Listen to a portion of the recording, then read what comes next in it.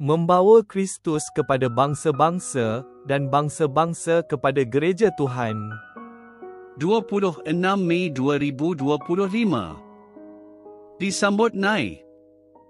Mazmur bab 47 ayat 5 hingga 8. Allah telah naik ke takhtanya diiringi sorak-sorai, ya Tuhan yang diiringi bunyi nafiri. Nyanyikan puji-pujian kepada Allah, nyanyikanlah puji-pujian, nyanyikan puji-pujian kepada Raja kita, nyanyikanlah puji-pujian. Kerana Allah Raja seluruh bumi, nyanyikan puji-pujian sepenuh pengertian. Allah memerintah bangsa-bangsa, Allah bersemayam di atas takhtanya. Apabila Salomo anak Raja Daud menjadi Raja Israel, dia menunggang bagal ayahnya ke lembah Kidron dekat Yerusalem.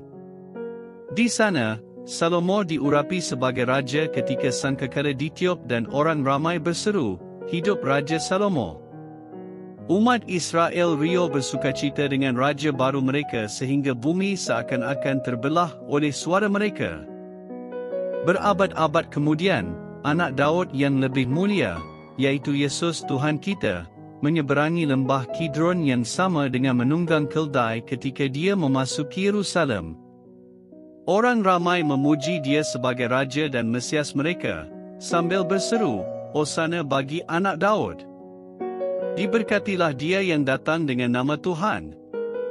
Hosana di tempat yang maha tinggi." Ada ramai orang di situ dan teriakan kuat mereka menyebabkan musuh-musuh Yesus berkata, "Seluruh dunia telah mengikutnya."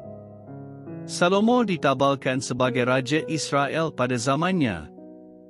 Berbeza dengan Salomo, Yesus tidak ditabalkan di Yerusalem.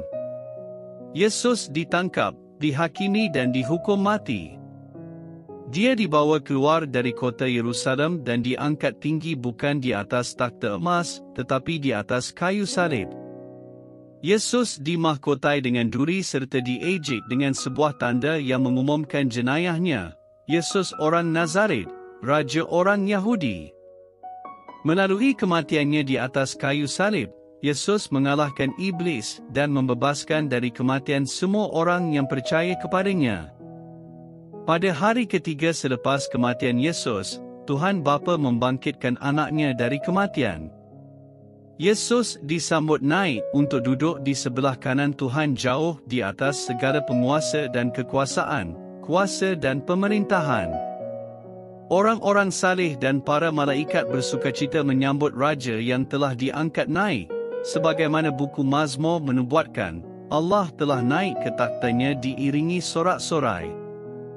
Yesus adalah Raja segala raja dan kita hidup di bawah pemerintahannya sekarang.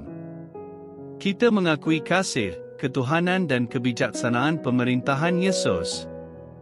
Walaupun Yesus memerintah dalam kemuliaan syurgawi, dia tidak memerintah sebagai Raja yang jauh dari kita seperti kemungkinan perlakuan setengah raja di dunia ini. Raja kita hadir bersama kita dalam firman, tubuh dan darahnya di perjamuan kudus. Segala kuasa di syurga dan di bumi telah diberikan kepadanya dan dengan kuasa itu, Yesus mengutus kita ke dunia untuk menjadikan semua bangsa murid-muridnya, membaptis dan mengajar mereka. Sambil melayan, kita menebatkan di hati kita perjanjian Raja Yesus yang memerintah dan sentiasa bersama kita, "Aku akan sentiasa bersamamu, hingga ke akhir zaman." Kita berdoa, Raja Yesus yang telah bangkit dan disambut naik, hadirlah di dalam pelayanan kasih-Mu dan kesaksianku agar orang lain akan mengenal dan menyembah Engkau sebagai Tuhan. Amin.